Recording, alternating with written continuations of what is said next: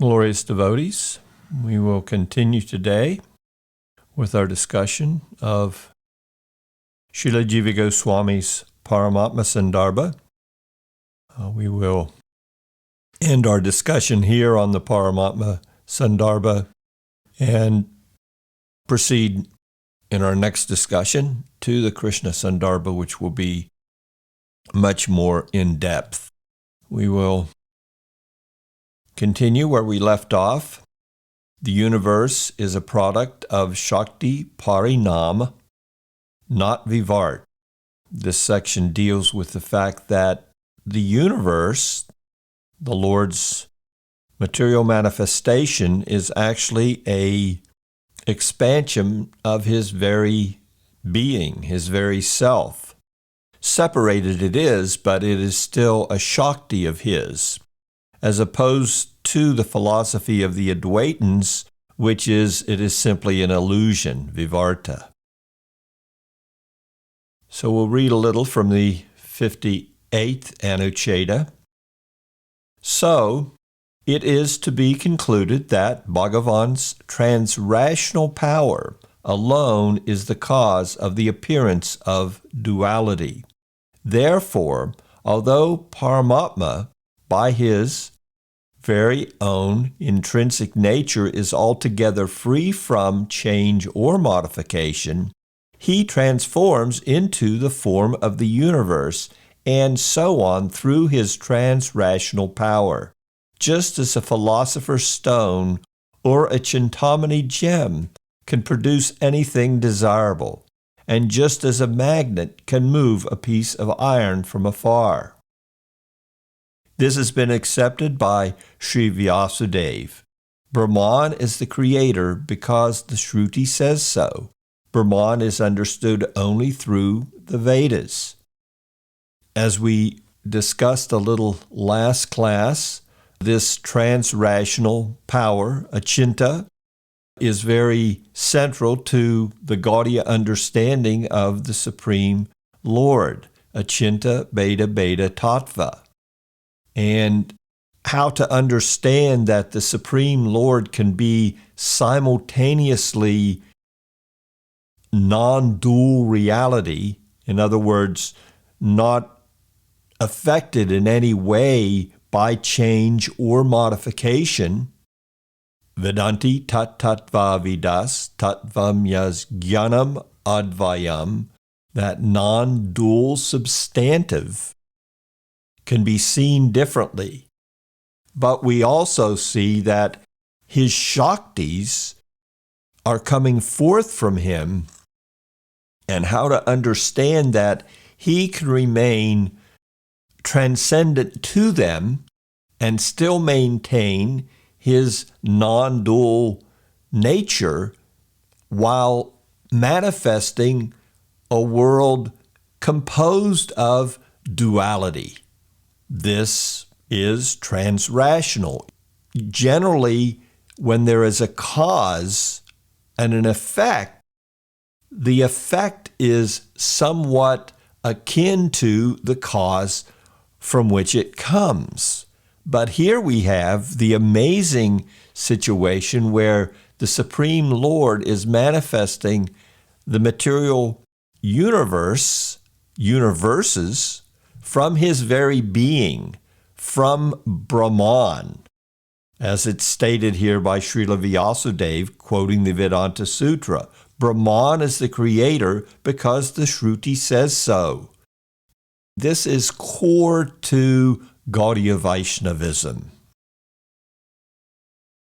Continuing, Jiva Goswami writes further here, thus, because he has such potencies, it is not proper to define the word Maya in a material way to mean magical knowledge, as in the case of the apparently inconceivable actions of a magician. Rather, according to the etymological derivation of the root Maya is that energy by which wondrous varieties are produced, meaning that it is the potency that produces wonderful objects. Therefore, the conclusion of the scriptures is that the world is only a transformation, Parinam, of Paramatma. This has also been discussed in Bhagavad Sandarbha, in the 39th Anucheta. This is, as I said, core to Gaudiya Vaishnavism and also stands in direct opposition to the radical non-dualism of Sankaracharya. Sankaracharya's radical non-dualism, which we commonly refer to as Mayavad philosophy, conceives of the whole material manifestation as simply an illusion. And they have so many wonderful ways of word jugglery where they utilize statements from the Vedas to give an explanation for their philosophy, but unfortunately their explanation or interpretation, first of all, it's not a logical approach to the Vedic conclusion because they pick and choose those portions which they can use, those statements in the Vedas which they can use, like Tat Tvamasi, you are that, you are Brahman, instead of, as we know, Sri Chaitanya Mahaprabhu also has his own translation, you are his. It revolves around the conception of what is Brahman. If Brahman has no distinct characteristics, then you can't be his. You can only be Brahman.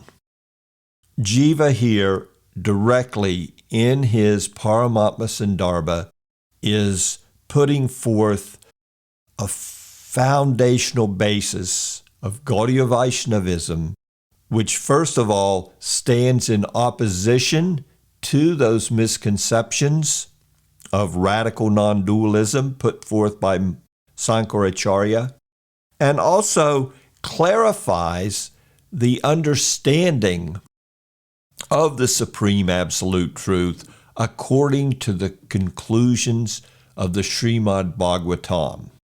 And as we go back and look at the significance of that from his opening discourse in the Tattva Sandarbha, it's very important that this achinta, inconceivable nature of the Supreme Lord be taken into consideration.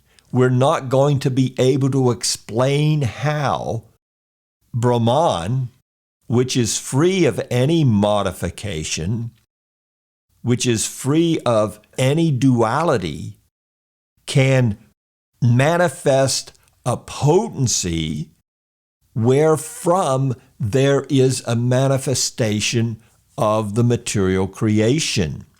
There's no logic that can be used unless we go to the logic that Jiva just mentioned. If we can take into consideration that a magnet, even from some distance, can move iron particles, or if we have some experience of a Chintamani gem that can transform anything else due to its power and still itself remain unchanged. Moving the filings of iron does not change the magnet itself. The Chintamani gem is not changed in any way when it's used to make a magical transformation of a substance from one form into another. So similarly, Brahman, the Supreme Absolute Truth, no matter how you view that Absolute Truth as Brahman, as Paramatma, or as Bhagavan, no matter what your transcendental viewpoint is of that Absolute Truth, still the manifestation of the material universe is not simply a sleight of hand. It's not simply something that it appears to be real, but it's not really there. No, the point being made here by Jiva Goswami is the material universe is real, it's substantive, because it is a transformation of Brahman. And that transformation of Brahman becomes a Shakti. Although the universe is coming from Brahman, it's not affecting Brahman. How is that? That's achinta. That's inconceivable. Going on in the same line of thought, there, in the Bhagavad Sandarbha, which Jiva just mentioned, it was also concluded that the absolutely untransformed existent, Paramatma, is transformed by his own inconceivable potency. By this, it is to be understood that the transformation undergone by Paramatma is not that of his essential being, svarūpa. Rather, it is only that of his potency called dravya, elementary substance or matter, in the form of the evolutes, vyuha, emanating from but a semblance of his essential being, endowed with the quality of existence, sat, alone. The Chintamani gem also functions similarly. Therefore, because the universe is rooted in Paramatma, the principle that he is its upadan, or constituting cause, is not disproven. So again, we see the absolute glory of Jiva Goswami's Sandarbhas. He goes so deeply into unpacking what's there in the Srimad Bhagavatam, unpacking it and laying it out step by step. And his steps in the Sandarbhas are called anucheda, sections. Section by section, he unpacks the philosophy, the philosophical gems of the Bhagavad Purana, and builds from those gems the most wonderful appreciation for the Supreme Lord. This is why Jiva Goswami is considered one of, if not the greatest philosopher scholar that there is.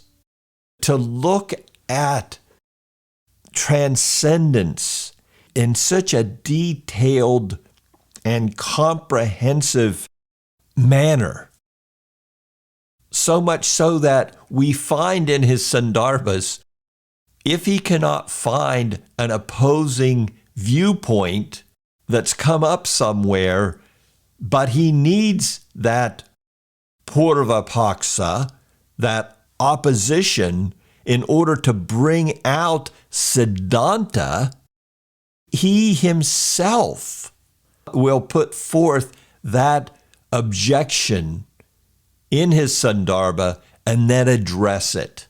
We can only just stand in awe and reverence of their amazing transcendent abilities.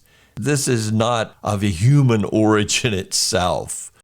Whether it be Jiva Goswami and his putting forth of the Sandarbhas and his putting forth of arguments that others haven't even thought of, or whether it be Vishwanath Chakravarti Thakur in his elaborate commentary on the Srimad Bhagavatam, putting forth dialogue from Krishna himself in his commentaries in order to further unpack the meaning of the Bhagavatam.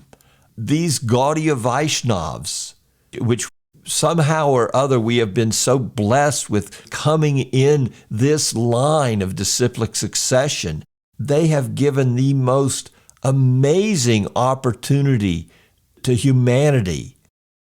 And it's all coming under the auspices of Sri Chaitanya Mahaprabhu's Sankirtan movement.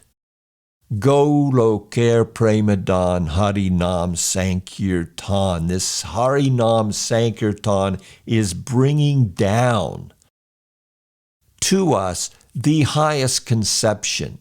And we look at these highest conceptions, the depth that's gone into to bring out these points. It's nice, of course, to appreciate the Supreme Lord and say, in 7 days, He created the universe. Okay, He created it, but what did He make it from? What were the ingredients from the clay? From the clay, He molded man. Where did He get the clay? What was the source? Was there a river? Where was the river coming from? What was the source of that river? And what was the source of the soil on the side of the river from which the clay came, from which the man was molded? For us to be able to look deeply and more deeply and even more deeply, we're never going to come to a point where we're completely going to be able to understand with mundane logic and reasoning how this magnificent material manifestation works. What to speak of completely comprehending the Lord's transcendental realm. But still, it's exciting to enter into these understandings as put forth by the acharyas, because entering into this dialogue, studying these dialogues, taking advantage of what they've contributed, and using our intellect to try to apprehend.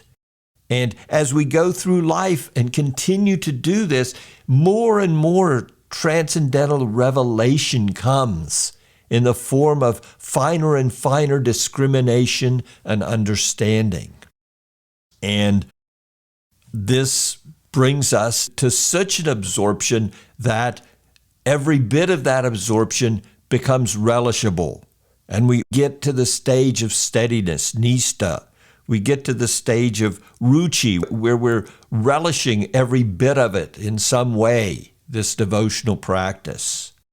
Some are relishing the philosophy, some are more than the līlās, some are relishing the līlās, some are relishing the service, some are relishing the chanting. So many ways we come to this platform of ruchi. And gradually, this becomes more and more focused on the personality that's creating this appreciation and the spiritual taste that comes with that appreciation. A shakti, and then bhav, and then prem. Going on. Therefore, the constituting or phenomenal cause, upadan, of the universe is sometimes called Brahman and sometimes pradhan. The modifiable potency, Parinam of called Maya, is also described as being twofold. The instrumental part, nimitta, known as Maya, and the phenomenal part, upadan, the constituting ingredients, known as pradhan. And then, as we know, pradhan manifests mahatattva, and then from the mahatattva, the elements come forth, and the various sense perceptions, and of course then the senses come. All this is completely and elaborately unpacked within the Bhagavatam itself. Jiva continues here, the distinction between the two is that the one that consists of potency alone is instrumental, nimitta, whereas that composed of its emanations or evolutes, vyuha, is phenomenal, upadan. Therefore, it is also said in the Shruti that some portion of Maya is devoid of consciousness, as in the following statement. He, Brahman, became both conscious and devoid of consciousness. So here, Jiva again is pointing out that this potency, this Shakti, Parinam Shakti, has two aspects. And one aspect we can put our fingers on, so to speak. It's an ingredient aspect. And if we can't put our fingers on it, we can take our magnifying glass or our microscope to it and we can find it and say, oh, there it is. No, it's those little pieces that are running around, the other little pieces. It's the photons and it's the electrons and it's the neutrons or whatever nomenclature. The Vedas themselves have their own nomenclatures for this constituent ingredient. And then, of course, we have an ingredient in Maya we can't really put our finger on. Time. We can't bottle time up.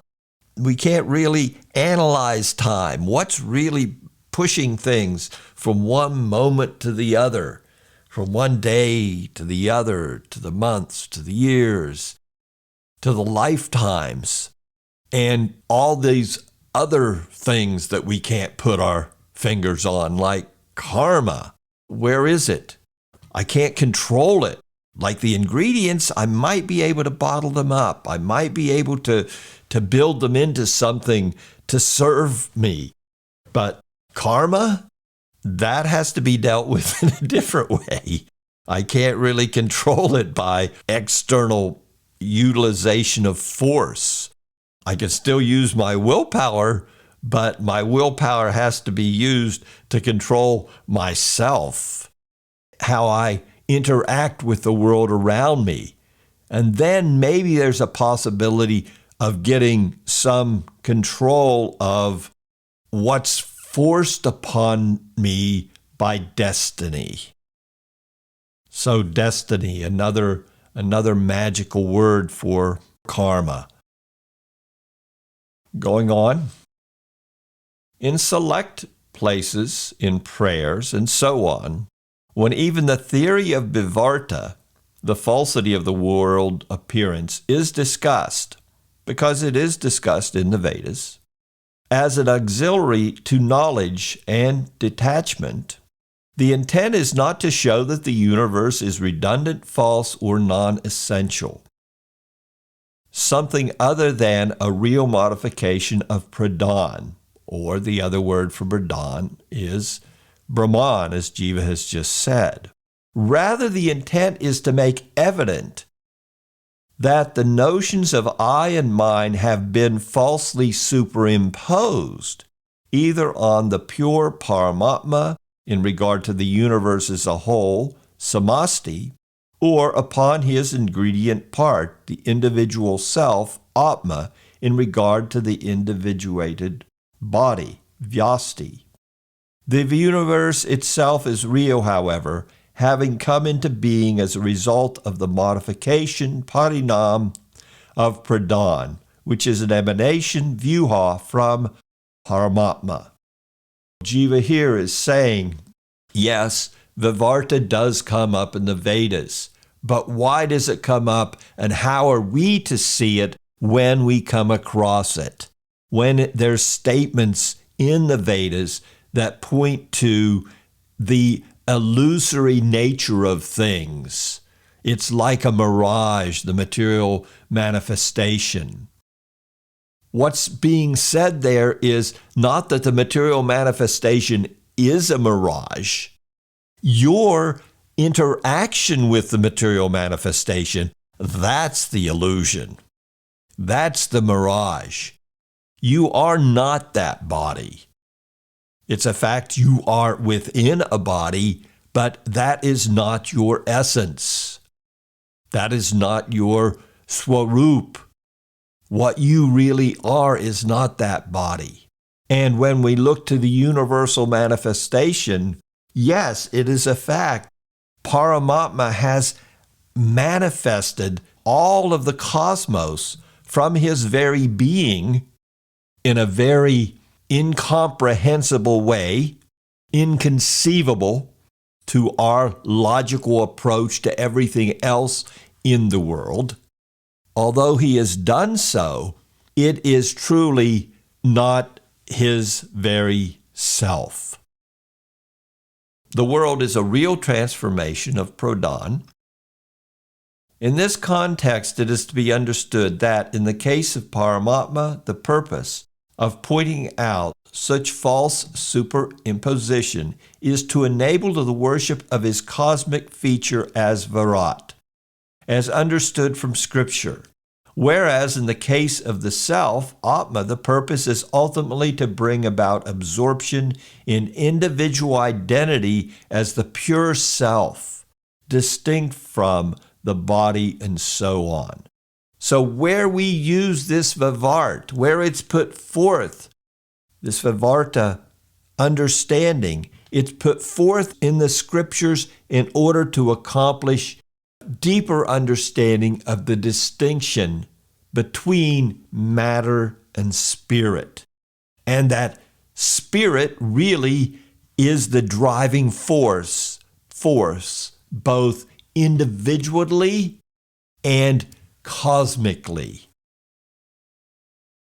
Maya's relation to the jiva and Paramatma. Bhagavan's impartiality and intention in regard to the creative act. In this section of the Paramatma Sandarbha, there is a deep dive by Jiva Goswami into understanding the nature of the material manifestation and the Lord's relationship with it, and the Lord's relationship with the creative act itself.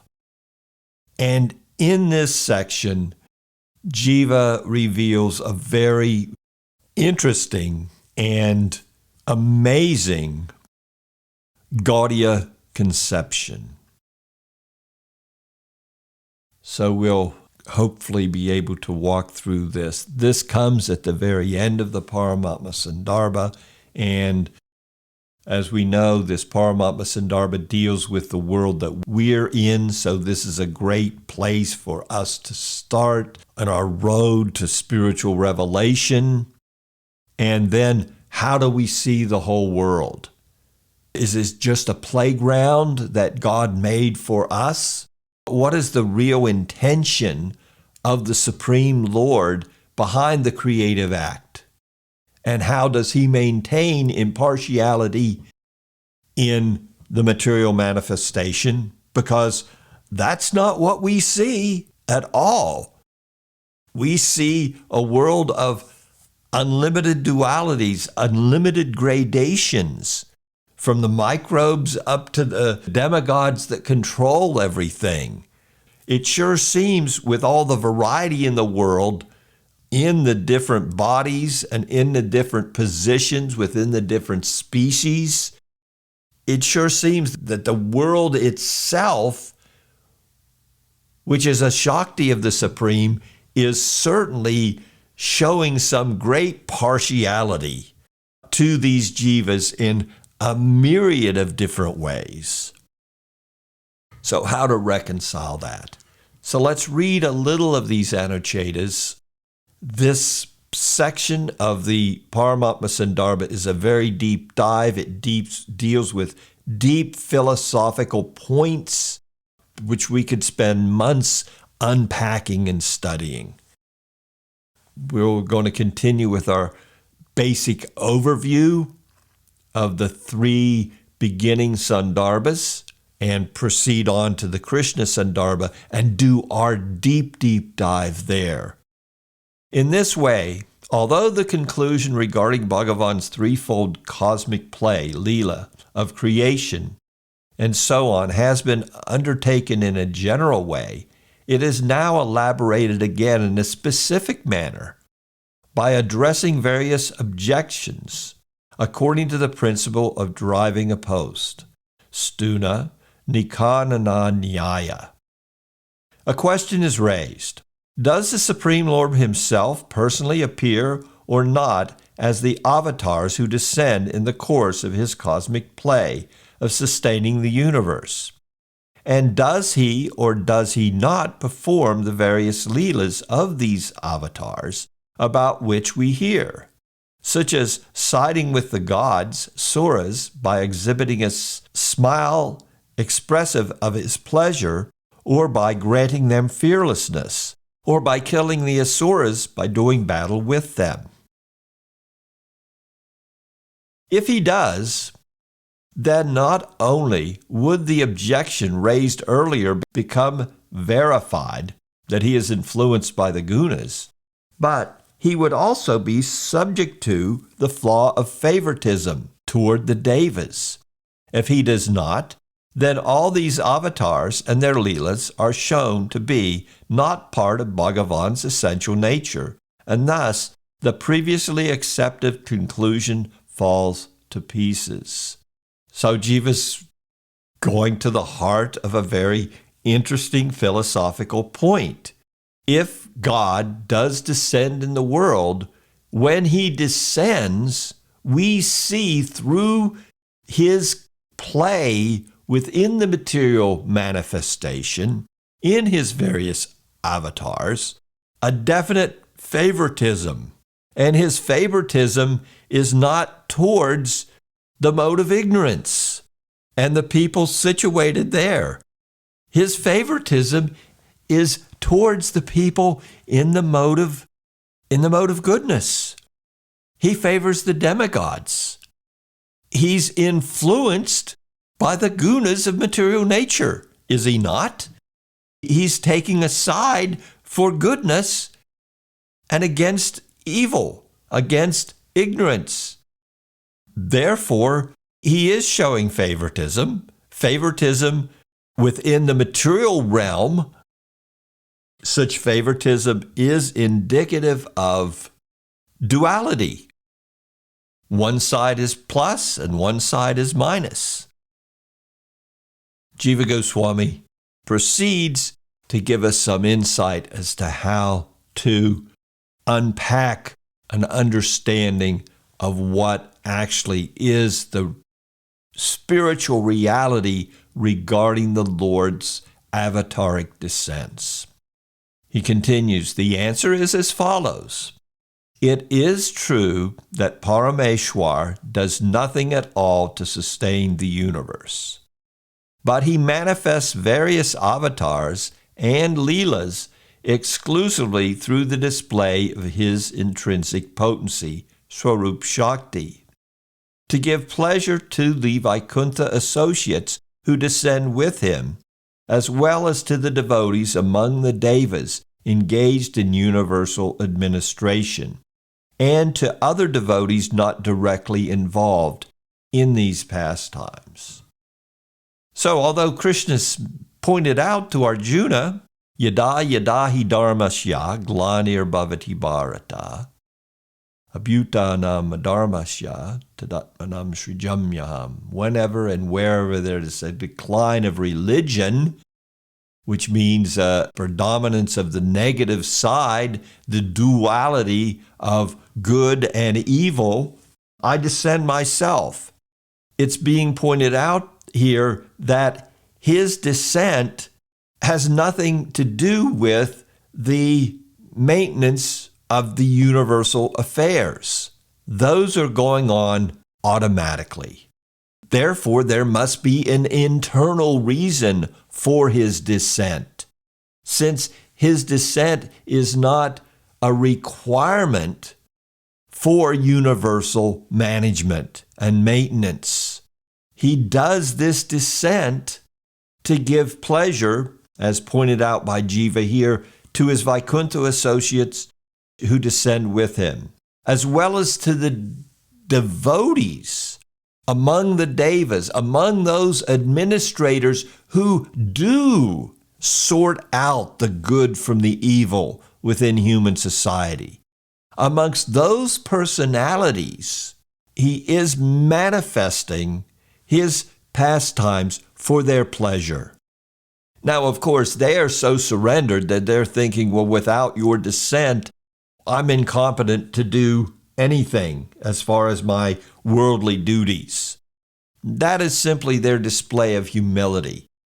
But he's really there simply to manifest and exchange loving reciprocation with them and with other devotees in the world.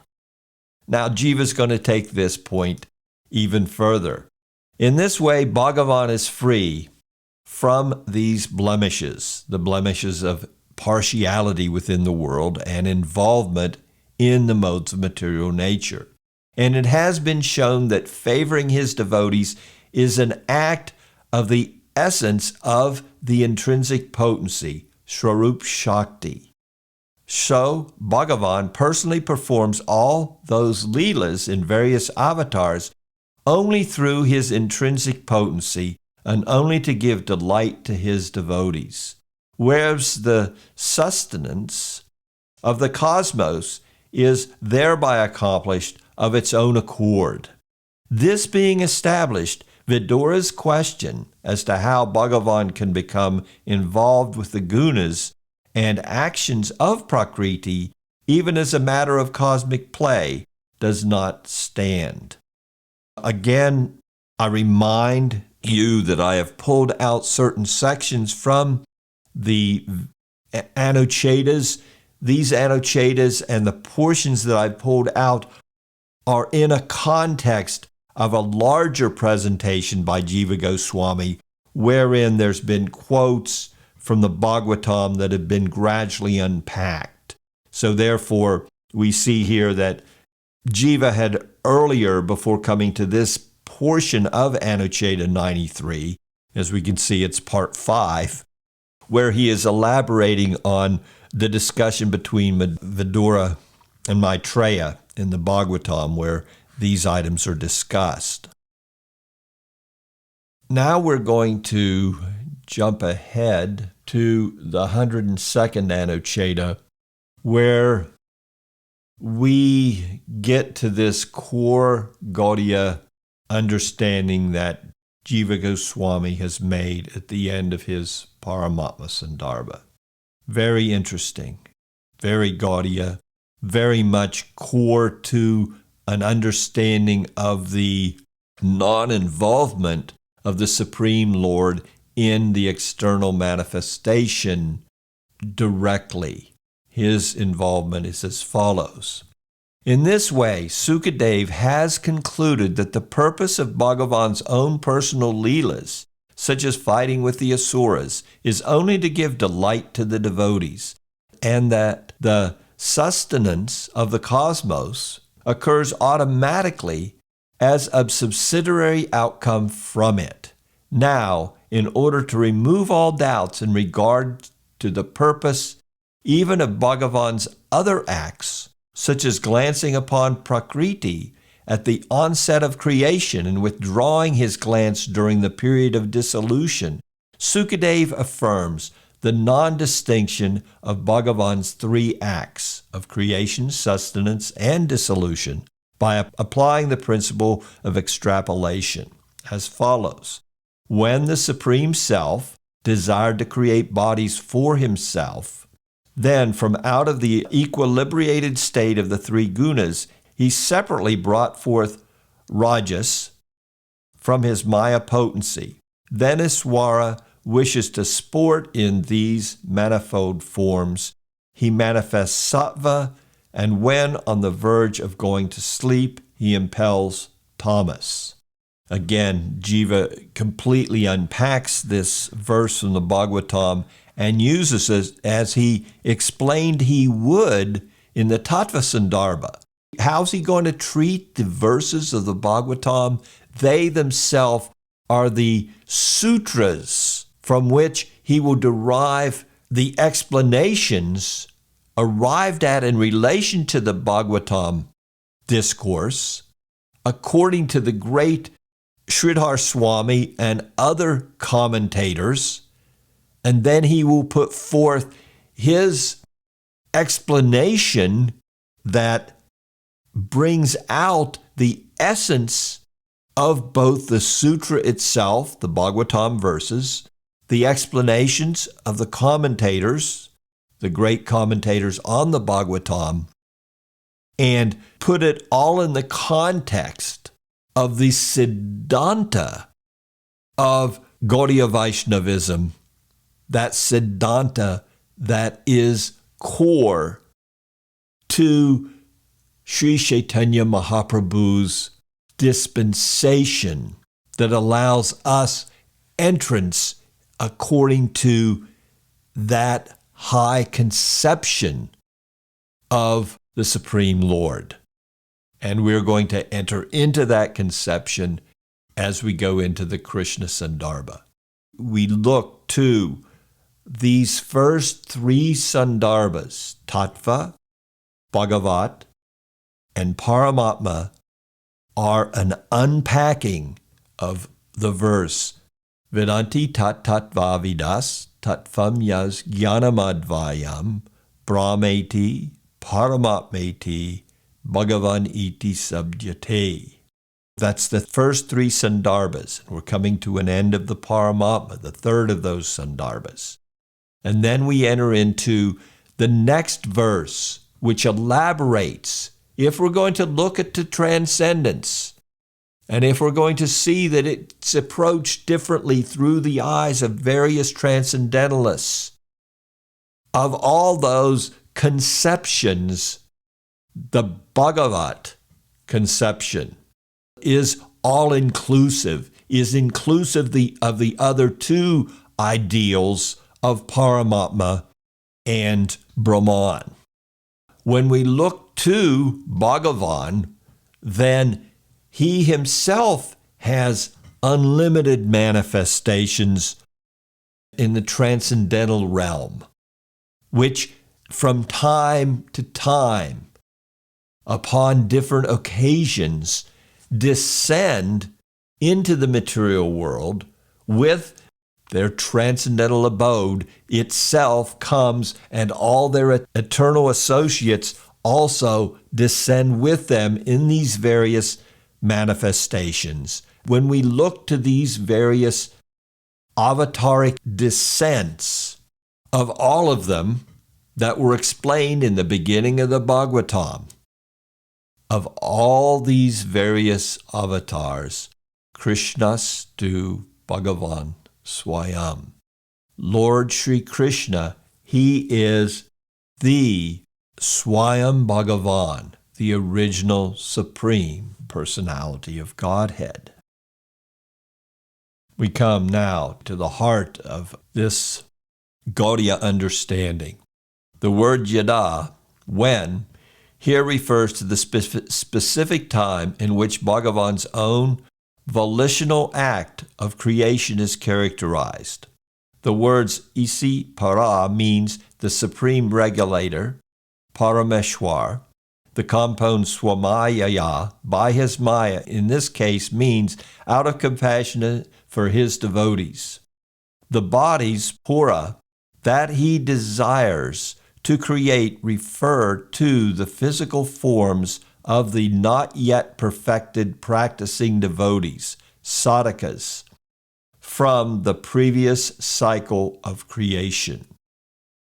That he desires to create such forms for himself, atmana, means that he longs to make them the seats of his own abiding, since the practicing devotees were dissolved in him along with Prakriti during the period of dissolution. He glances at Prakriti in order to bring about their appearance. There's much to this Anucheta.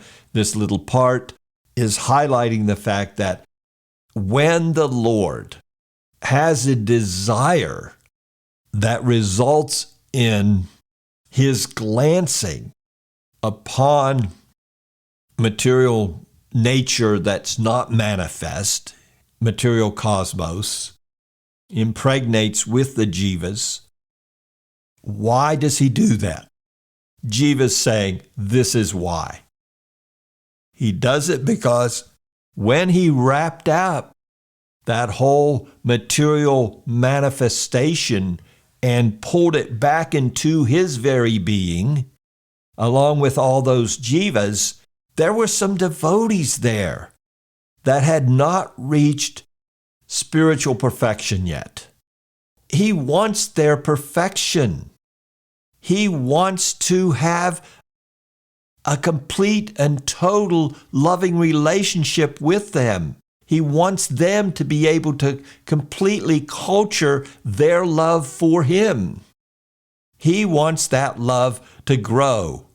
To facilitate that, they still have some material desires, some material enjoyments. So therefore, He manifests a universe, and He gives them facility to wrap up all that karma and continue in their life as sadhakas, as practicing devotees, so that they can reach perfection. This is amazing. This is the reason for creation. This is why there is a material manifestation and why there is a continual cycling, because there'll always be devotees in this position, and therefore there'll always be a manifestation of the material universes. I am going to wrap up our discussion for today at this point. And as I explained, we will proceed in our next class to go into the deep dive of the Krishna Sandarbha, this expansion of this wonderful verse, Iti chamsa kala pumsa Krishnastu Bhagavan swayam. Lord Krishna, He is the source, swayam Bhagavan of all. I sincerely thank you for your kind association. Vanchakalpatubhyascha, kripasindabhyevacha, patitanam pavanebhyo, Vaishnavijya namo namaha. Thank you so very much. Hare Krishna.